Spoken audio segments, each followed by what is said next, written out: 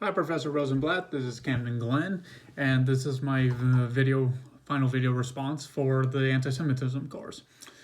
So, just a brief background of my knowledge of anti-Semitism prior to taking this course was that, on one hand, I went to church school growing up where they taught, one, that the Jews were a condemned people, religion, or whatever, because they were responsible for killing Jesus Christ. And there are various biblical figures, saints, and so on that supported this position.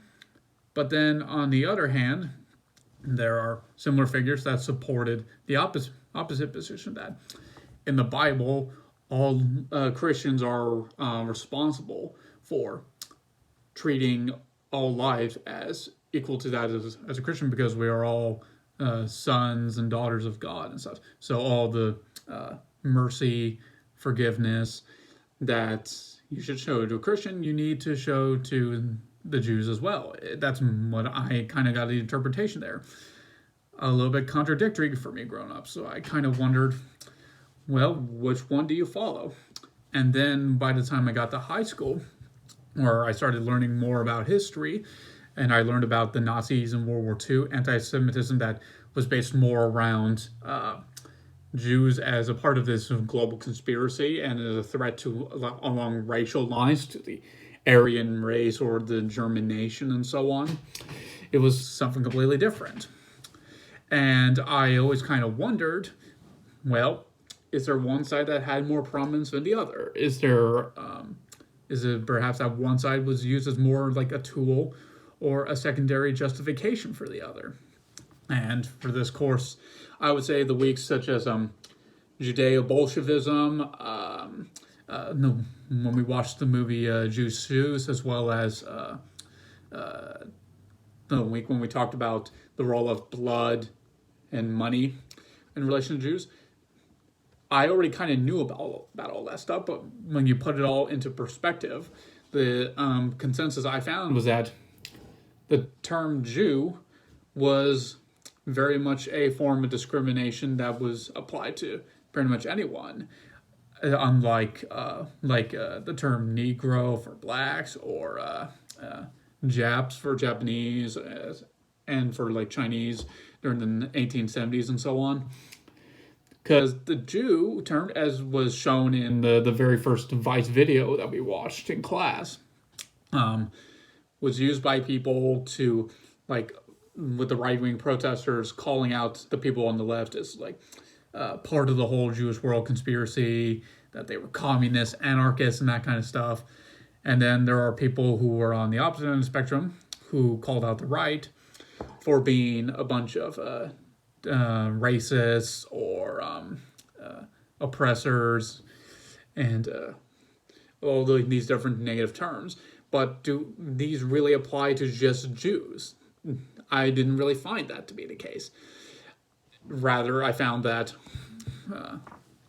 the term Jew, in many more contexts, including my own personal study of history, that being late modern British history, which the British from the 1920s all the way to the 1950s, they were very anti-Zionist.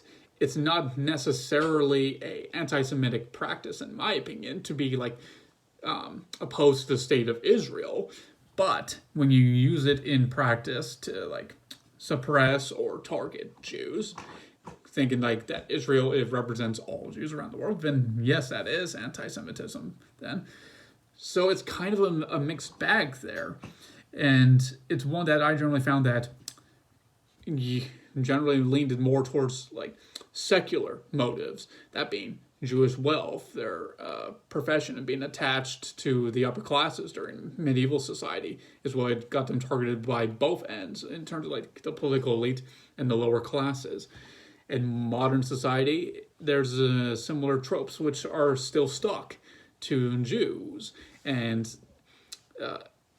even though that those qualify as anti-Semitism, in practice with the term Jew, it seems to just be applied to anybody that seems to be of a social or political opposition to one's own view.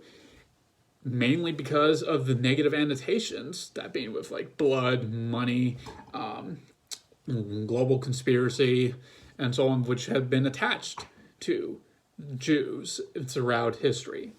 So I personally think that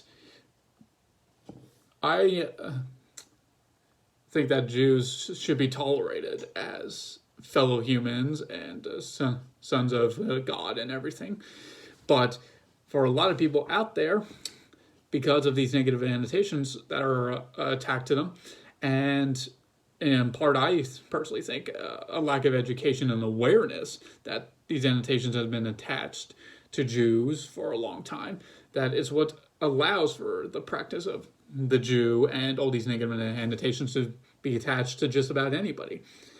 Which is one thing that I liked about this course, is that it helps develop that kind of awareness, which is what I really think is necessary to unravel the web of anti-Semitism.